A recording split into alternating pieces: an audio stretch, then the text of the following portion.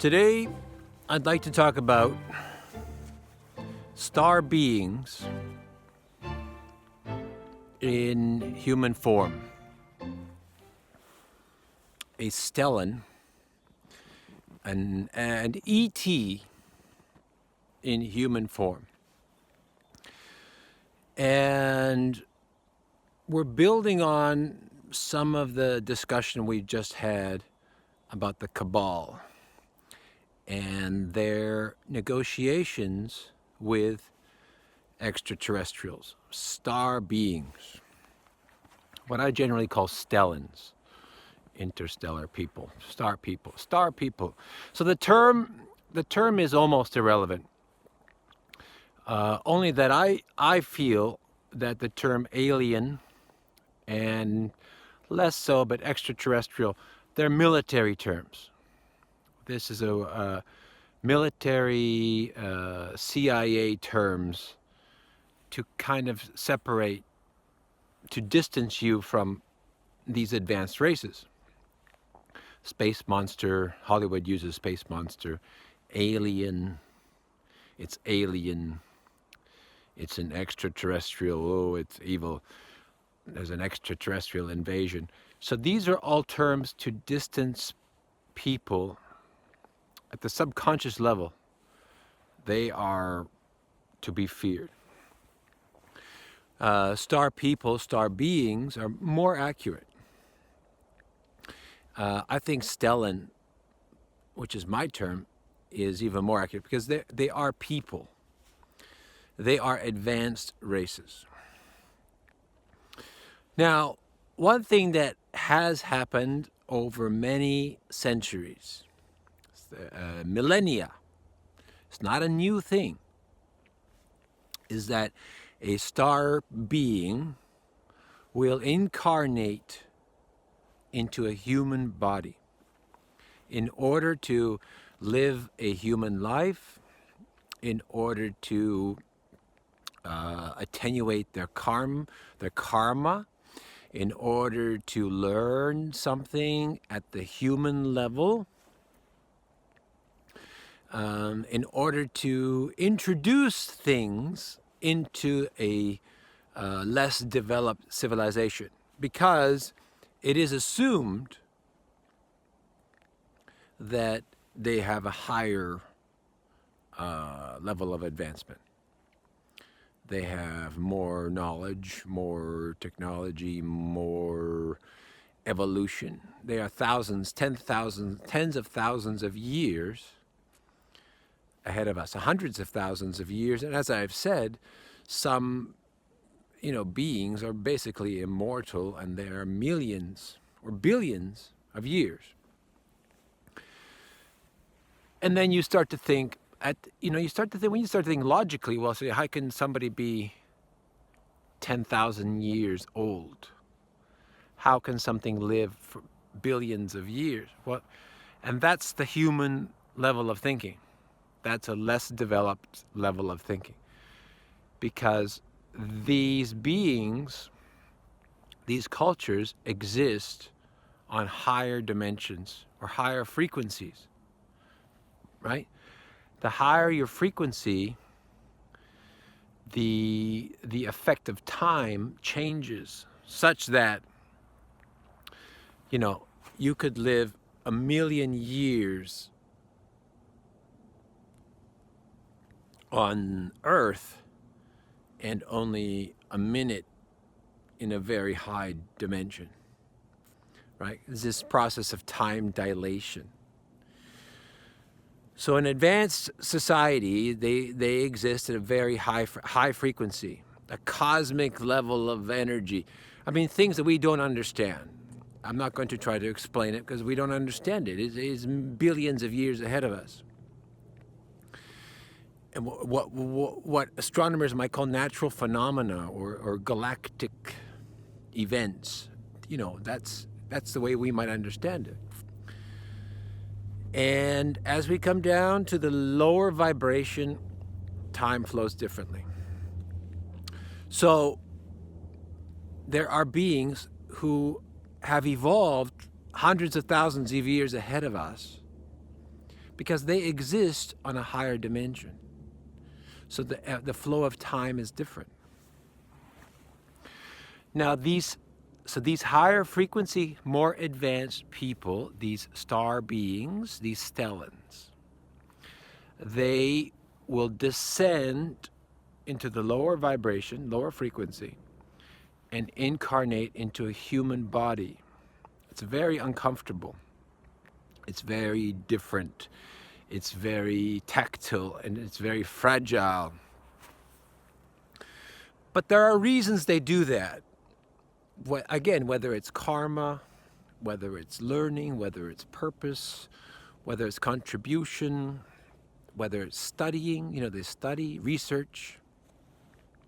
You know how humans, they go in the jungle for 2 years to study gorillas, right?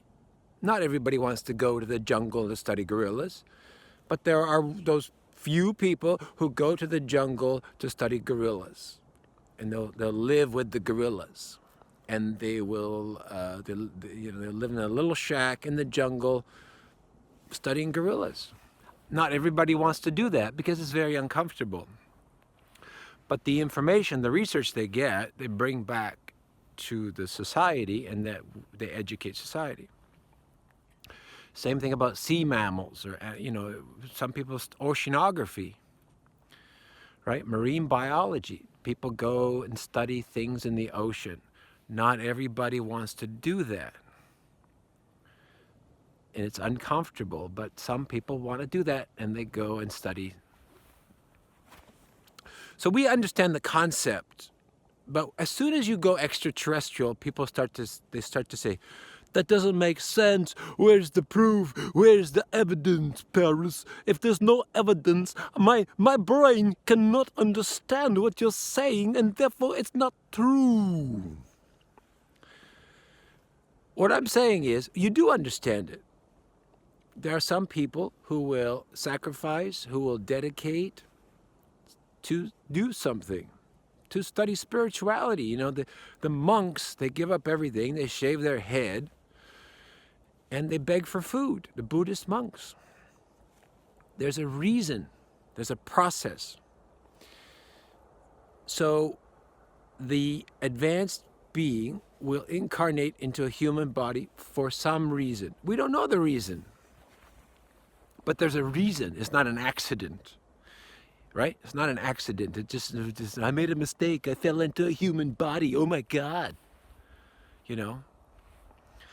So there's a reason, there's a purpose. And oftentimes, when you go from an advanced culture into a lesser advanced culture, into a human body, there's a very specific reason. There's a mission. A mission.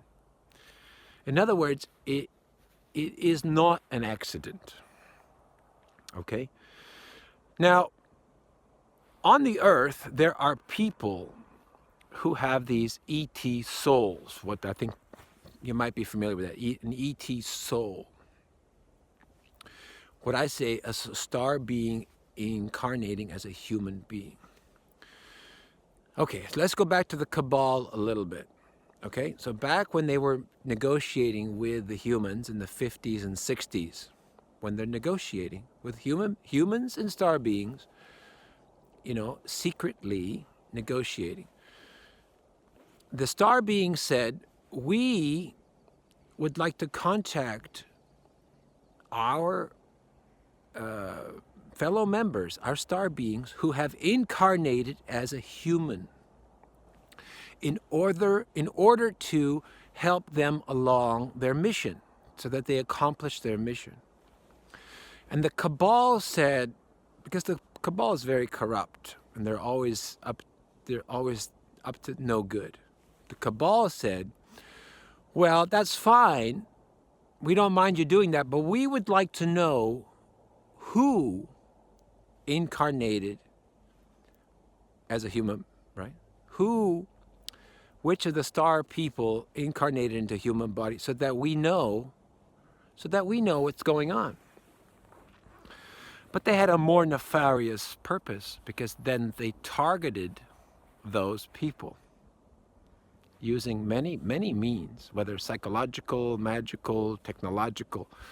They targeted those people. And what they did was, while the star beings tried to contact these people and having their ships shot down, the Cabal and their networks also contacted these people. And they misinformed them. They manipulated them. They brainwashed them. They mind controlled them. They sent them off mission. They sent them, sometimes they sent them into really off the path, into addiction, into prostitution, into death, into working for the Cabal. They got them to work for the Cabal. They turned them against the star beings. They shut them off so that they don't accomplish their mission. They confuse the mission. So what's happened, so I'm not going to go through all of the different differentiations. Use your imagination. People have been attacked because the Cabal were given confidential information, right? And that was part of the negotiation, a very extensive negotiation. And the star beings, they're very upright, they're moral, they're altruistic, they're honest, right? These are noble people. So they tell you, they're going to tell you the truth. To say, well, this is why we're here, and these are the people, and they have missions. So they give all that information to these corrupt, deceptive, manipulative people, these people, who then use it to their advantage. They weaponize it, right? They want to ruin the missions. And they have the names of the people. And that went on, you know, for 40 or 50 years in recent history. Let's say from the 60s until 2005. At the end of 2005 is when things started to change, right? So you had this battle with star people contacting those ETs who incarnated as humans, and also star children. I mean, there's other things going on. There's also star children that they may also have missions and skills and abilities, right? So there's also that. But today, I'm speaking specifically about the star beings who incarnated as human souls. And this has gone on for many decades. And a lot of those people never accomplished their missions. So they never rectified their karma. They never graduated. And if you go back into previous lives, this also happened. And so you got these ET souls who are forced to reincarnate into a human body because they're trapped in this karmic cycle. Because if you don't rectify the karma, if you don't accomplish what you came here to do,